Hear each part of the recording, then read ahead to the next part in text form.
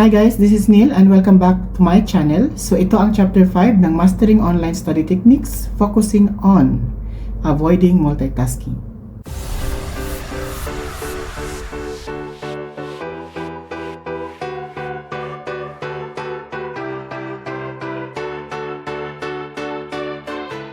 Avoiding multitasking. So ang multitasking ba is dapat ina-avoid mo ba yan sa pag-aaral? Sa trabaho ba dapat mo bang ina-avoid yan?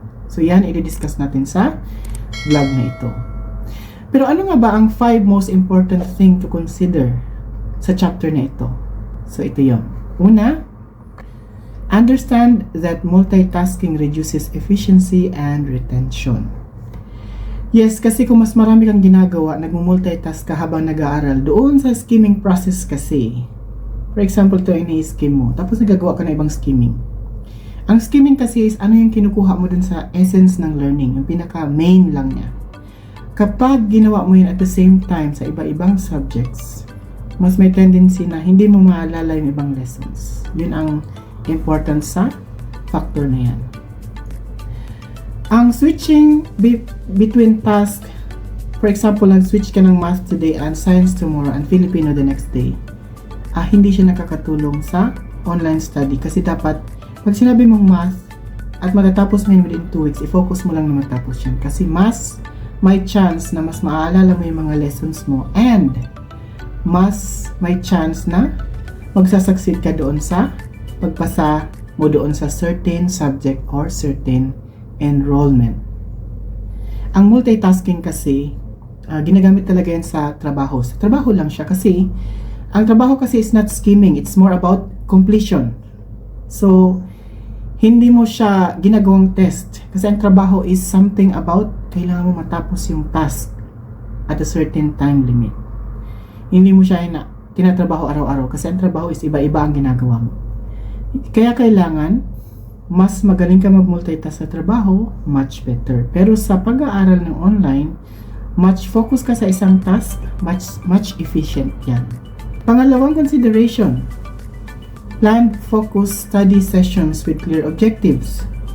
So, ano yun? Kailangan alam mo kung ano yung gusto mong ma-accomplish. Kung ano yung exact na clear goal mo. Exact or more than that, kung kaya mo. Example is, ano ba yung gusto mong matapos ngayon? Finishing reading chapter 5. Or gusto mo lang ma-complete yung quiz and assignment mo sa module 2, module 3, or anong module man yan. Kailangan yun ang i-focus mong gawin. Kasi, kung hindi ka nakafocus doon, baka ang ending niyan, hindi mo na malayan, hindi mo pala natapos on time. So, yun yung pinaka-importante doon. And, most importantly, kapag clearer kasi ang goal mo sa isa task na yan or to a certain task, mas may tendency na mas maaga mo siya matapos before the time or matatapos mo siya on time. So, maiiwasan mo yung delay sa pag-complete ng mga task pag ganun ang ginawa mo na step. Consideration number 3 is to remove digital and physical distractions. So, ito na naman siya. Nag-relate na naman to doon sa eliminating distractions. So, yan yan. Turn off notifications or use focus or do not disturb pa din. So, yun ang sinasabi doon. Yun ang ina-advise ko. Kasi, kapag na-disturb ka ng ring na device mo, may tumatawag, yung friend mo, again, sinabi ko to sa ibang video na may chinichismis yung friend mo, tas interested ka, nawala na yung focus mo doon sa task mo sa study. So, yun yung pinaka most important part na kailangan mo i-consider dyan. Next is, keep only the materials you need for that session to be visible. Clear desk and a clear mind. So, yun nga yun. Yun yung sinabi ko sa previous video din na, a clutter-free space equals a clutter-free mind. So, kailangan free from any distraction talaga yung table mo. Hindi siya disorganized, kundi very organized. Kasi para maiiwasan mo magkaroon ng more distraction while tinatapos mo yung task mo sa iyong online study. Fourth consideration, use time management techniques that promote focus. So, meron dito sinasabi na Pomodoro technique. Ito sinearch ko to kasi 25 minutes of focus work followed by a 5-minute break. During 25 minutes, commit zero multitasking. So, ano yung sinasabi niya doon is, focus lang. Kailangan matapos mo yun within the 25 minutes time. After nyan matapos mo siya, take a break for 5 minutes. Sa akin kasi, it's more than that. Minsan, inaabot ako ng 40 minutes to 1 hour. Then, nag-break ako for 10 to 15 minutes. Then, babalik ulit ako doon sa task ko sa study. Depende yan kung hanggang saan mo kaya na oras, kung gaano ka habang oras ang kaya mong ibigay doon sa task na yon. Pero kung hindi mo kaya mag-focus na ganun katagal, you can break it up to smaller time. So, yun yung important doon. Fifth and last consideration, train your brain to single task over time. Yes, important yan.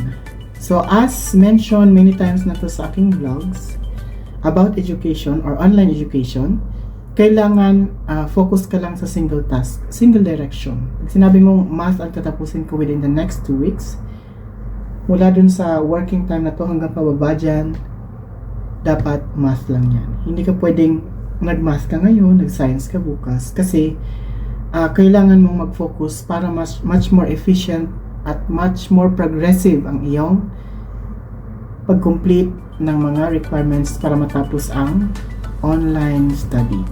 The next is, you need to celebrate small wins. So, ano yung small wins? So, nakapag-aral ka ng 30 minutes ng dire-diretso na walang switching of task. Kung nakapag-aral ako ng 2 hours instead of 1 hour. Kasi kinaya ko siya. Hindi ako inantok, hindi ako nawala sa focus, kaya diniretso ko na. Yun yung mga, yun yung mga something na kailangan mo i-celebrate, kailangan mo i-treat yung sarili mo kahit paano. Kasi para ma-motivate ka palalo to put on more effort sa pag-aaral para matapos mo siya on time or before the time. So, lagi mong tatandaan ito, na ang focused effort beats the scattered effort every time. Yes, kasi kapag focus ang effort mo at hindi siya hindi siya scattered type. So, kung ano lang yung direction mo dito, hindi yung dito ang direction mo, nagpunta ka pa dito, nagpunta ka pa dito, nagpunta ka pa dyan. So, hindi ganun. Focus lang talaga in one way. Kapag ganun kasi, ang ginawa mo, mas mabilis mo matatapos yung task sa study and mas mabilis ka mag-progress na matapos ang iyong online study. So, thank you again for watching this vlog. Please don't forget to comment kung may mga additional questions or inquiries ka about these videos. Like and subscribe na rin sa aking channel para lagi kang updated sa aking mga next vlogs about online education. Bye!